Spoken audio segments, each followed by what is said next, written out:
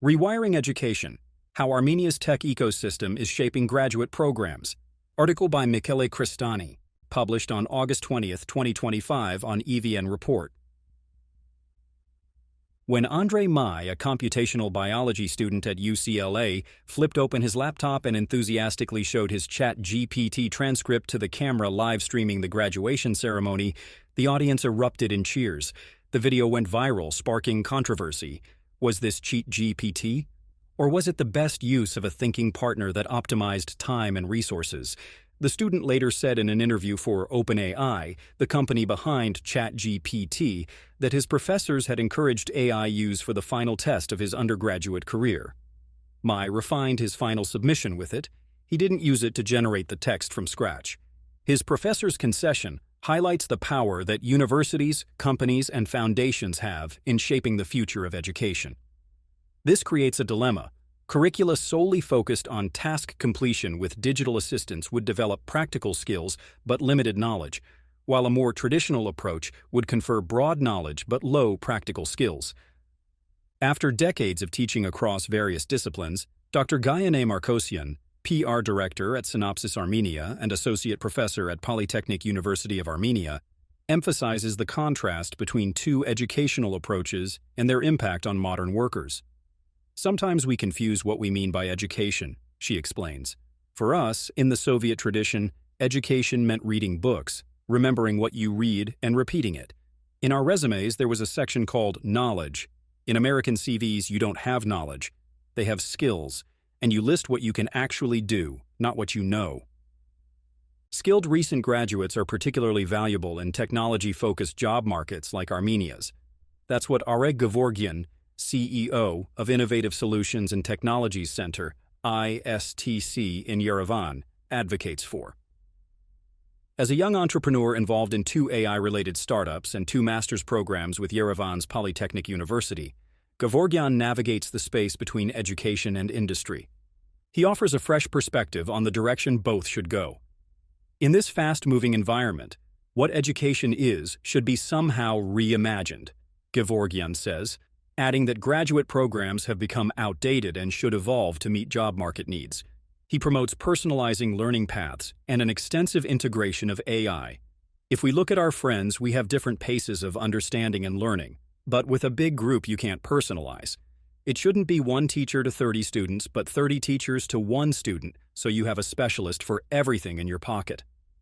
Armenia's heavy investment in technology has earned it the moniker Silicon Valley of the Caucasus. However, this rapid growth comes with bottlenecks. Graduate programs struggle to keep pace with the fast-changing tech job market. It feels like everything is happening, Gevorgyan says. There's this new application, let's try it, let's integrate that, and then okay, it's gone. This application has gone bankrupt. Maybe in 5 years we'll come to some equilibrium. Now it's hectic. This situation highlights the pressing need for education reform. According to the latest World Bank report, one of the key priorities is reducing the mismatch between labor market needs and graduate skills. Reforming higher education through consolidation of higher education institutions, reformed financing and management, has the potential of significantly improving access, quality, and relevance of higher education and innovation. Yet employers continue to face a gap between what graduates know and what jobs require. Bridging this divide will not be easy, especially when traditional lecture-based teaching methods lag behind the rapidly evolving skill sets demanded by today's technology-driven economy. Armenian industries, universities, and foundations bear a significant responsibility to adapt quickly and educate tomorrow's workers and people. Here's what key players, Pixart, Synopsys, ISTC, CSIE, are doing. Pixart. Walking into the headquarters of Pixart, the first Armenian unicorn freshly rebranded as an AI-driven platform for expression, storytelling, commerce, and growth after its last innovation summit, feels like entering the bustling streets of a small village. Workers are energized. Bright light filters through the large glass windows overlooking the steep, rocky banks of the Hrazdan River.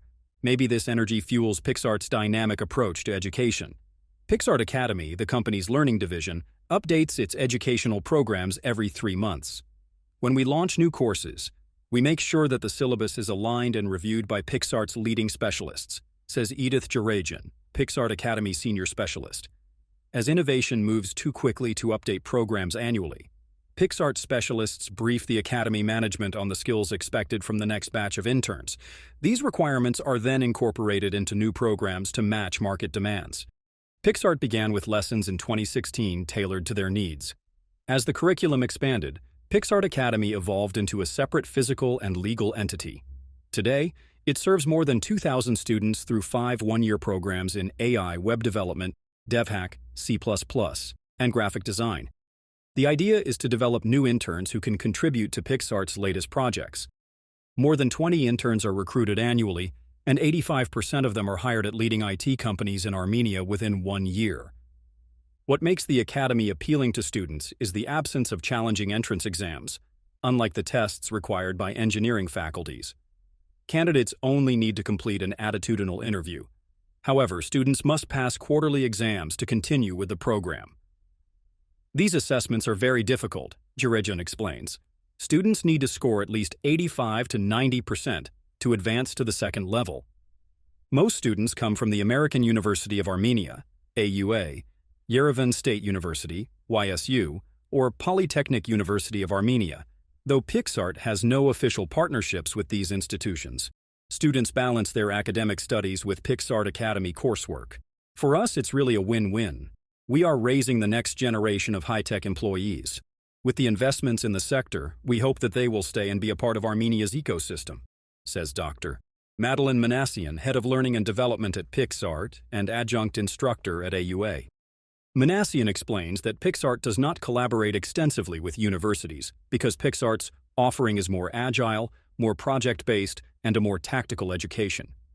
The Academy provides an attractive alternative for a career in tech, especially for those facing financial barriers and workers who need to support themselves. The one-year program allows students to bypass the traditional 4-year commitment when they can't afford the time. This approach helps address the labor market skills mismatch highlighted by the World Bank. When asked about future generations, Manassian radiates optimism. "I am 100% optimistic. I teach 18-year-old freshmen. Sometimes I wonder if I'm worthy to teach these kids. I wonder what am I doing there?" After 13 years in the classroom, she praises their digital fluency and excellent English skills.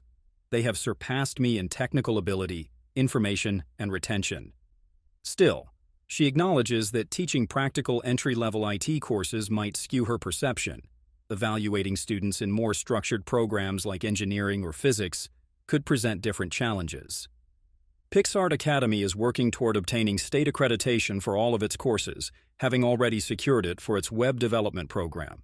This accreditation serves as a government endorsement, reassuring students, parents, employers, and the public that the Academy meets established standards of quality. This validation will strengthen public confidence in the education offered by them. A great model to look at is Google Career Certificates, Manassian says. These professional trainings offer courses in topics such as data analytics, cybersecurity, digital marketing, and others, designed to enhance a worker's skill set within 6 months. More than 150 U.S. companies consider these certificates for entry-level jobs, with Google treating them as equivalent to a 4-year degree in their hiring process. Although Pixart Academy is still far from reaching the status of Google certificates, Manassian says, "I completely value education, but these alternative learning opportunities are agile and more relevant to the market. While traditional education is still the go-to choice, valid alternatives are emerging. Google Career Certificates and Pixart Academy, among others, meet different personal and professional needs." Synopsis. As a global leader with more than 20 years of established presence in Armenia and strong cooperation with local universities, Synopsys Armenia has consistently prioritized traditional education. The company formed in 2004 when Synopsys acquired 2 local microelectronics companies, Monterey Arset and Leda Design. This merger created Synopsys Armenia, which now specializes in electronic design automation, integrated circuit design for manufacturing, and semiconductor intellectual property. The most amazing thing was that Leda Design had an education program, recalls Gayane Markosyan. Confronted with a shortage of chip design specialists, Leda Design's CEO launched a partnership with the Polytechnic University in 2001. The initiative gave engineering undergraduates the chance to gain hands-on experience, often leading directly to employment. According to Markosian, this program was the decisive factor behind Synopsys's acquisition of Leda Design. It was the most attractive feature we saw. Following the acquisition, Synopsys Armenia expanded its educational initiatives. An early project provided students with an education design kit. This was crucial because companies in integrated circuit design typically keep data confidential to maintain competitive advantage, making it difficult for students to access real-world information. The Education Design Kit, similar to a digital Lego set, contains technological data and libraries that students can use to design integrated circuits.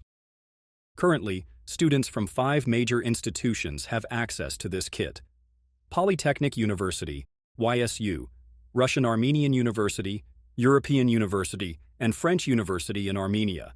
Through these collaborations, Synopsys Armenia has established bachelor's, master's, and PhD programs, producing approximately 100 graduates annually across all participating universities. This strong cooperation between academia and business gives students access to Synopsys's teaching materials and software tools that universities could not afford on their own. By visiting industry facilities, students experience the actual working environment and collaborate with Synopsys engineers who teach cutting-edge technology, such as next-generation iPhone chips, while also connecting with potential employers. 77% of our graduates are hired by Synopsys Armenia. The remaining 23% are hired by other IT companies, Markosian explains. According to her, more than 60% of Siemens Armenia employees and over 20% of PixArt staff are Synopsys graduates or former employees. Dr. Vazgen Melikian, director of Synopsys Armenia Education Department, has supervised more than 80 PhD dissertations since Synopsys Education was founded in 2004. This is the impact our education program brought to Armenia, Markosian says. These statistics establish Synopsys Armenia as the primary tech industry pillar in Armenia's education, though challenges remain. I've been teaching for 44 years, and I see a decrease in students' knowledge. They are coming from high schools less prepared than 20 years ago, she says, and acknowledges there's still a small pool of excellent students. But to address the lower average skill level, Synopsys Armenia has initiated both corporate and personal programs.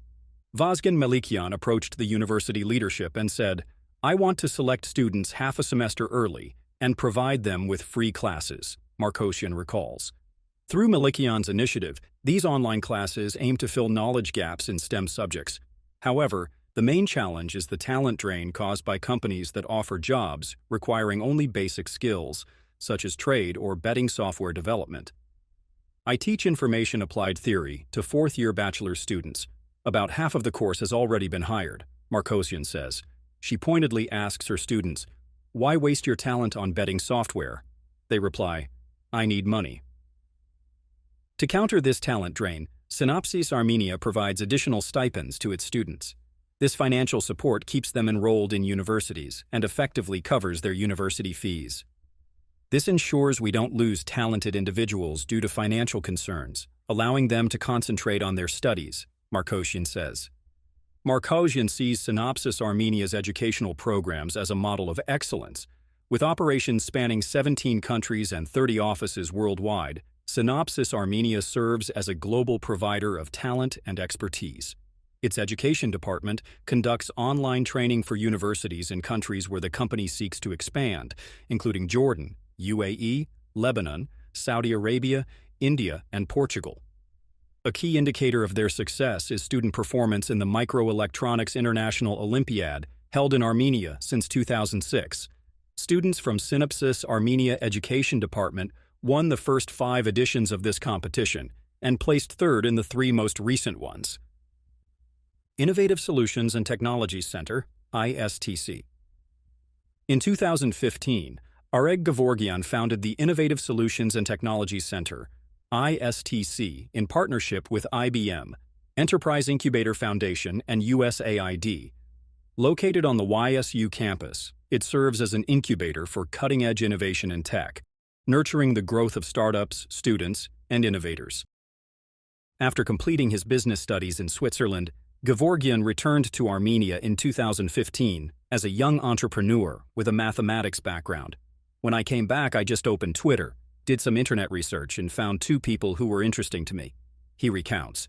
He connected with Bagrat Yengibarian, director of the Enterprise Incubator Foundation, and Karen Vardanyan, director of the Union of Advanced Technology Enterprises, finding fertile ground among Armenian high-tech entrepreneurs to develop his ideas. I would say the people in the high-tech ecosystem are very collaborative. We try to help each other as much as we can and bring a new culture, Gevorgian says. However, government support has been inconsistent.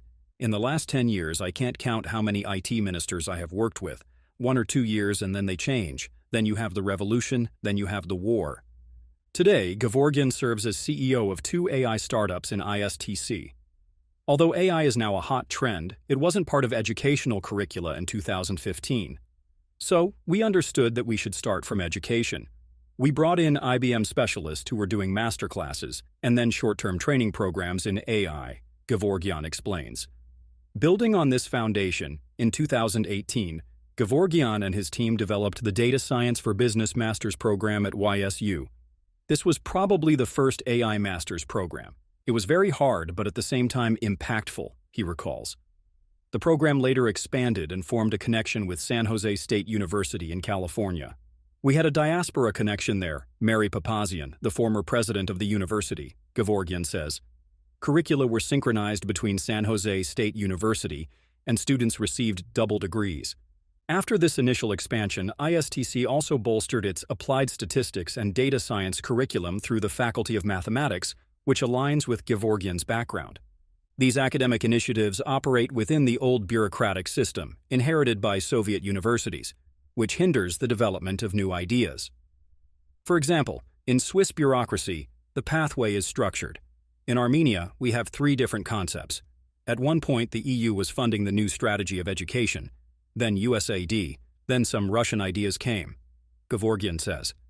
Today, this bureaucratic challenge continues with a mix of different approaches that need to be unified. Over the past decade, more than 2,000 students have passed through the ISTC. What's important is creating something institutional that continues to work, Gevorgian says. He advocates for streamlining bold institutional initiatives that Armenia can rely on long-term. The most promising example is the AI factory being built by Firebird.ai. This shows there's willpower to do something courageous. But the most important aspect is connecting the state's needs with the work being done in research centers. The crux of the matter is how Armenia views itself as a science hub. Branding the nation as Silicon Valley of the Caucasus builds on a well-established Soviet tradition in microelectronics. However, according to Gevorgian, what stands out under that brand needs a clear vision. Competing with Georgia and Azerbaijan is not his focus. We have unicorns, multinationals, workers. We are incomparable with them. The vision under this statement should be bigger, perhaps among the top 3 Asian countries. Gevorgian is confident about the future. After seeing the migration of skilled workers from Russia and other countries in the last 3 years, he says, we shouldn't limit ourselves to only Armenians can work here. If we're a Silicon Valley, the whole world should come and work here. You have to make the current ecosystem a fertile ground.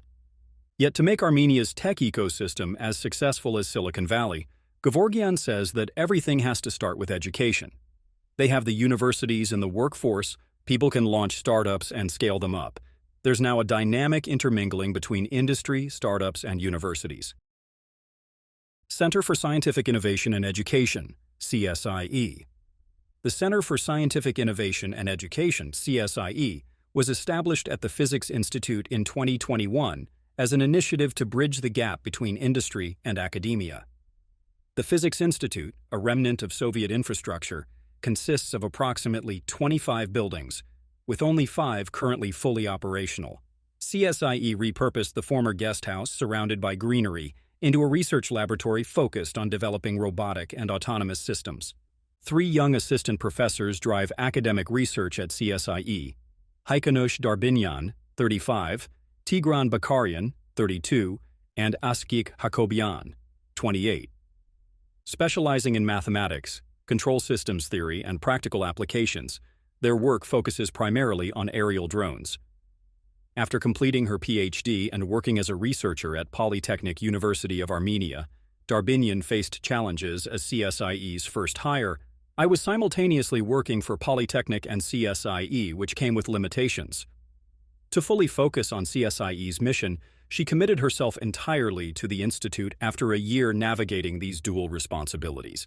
A key pillar of CSIE's strategy is international collaboration. One of its strongest partnerships links Armenia with the University of Illinois at Urbana-Champaign, where CSIE co-founder Naira Hovakimyan leads in the field of control theory. CSIE is trying to bring back our scientists so we can create something new in Armenia based on their foreign experience, Darbinian explains.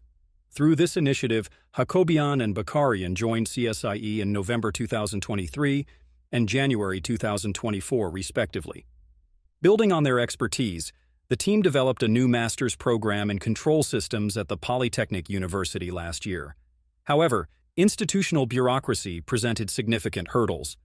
That's why the program only reached about 50 to 60% of what we had envisioned, Darbinian says, highlighting the ongoing challenge of implementing innovative curricula within rigid academic structures.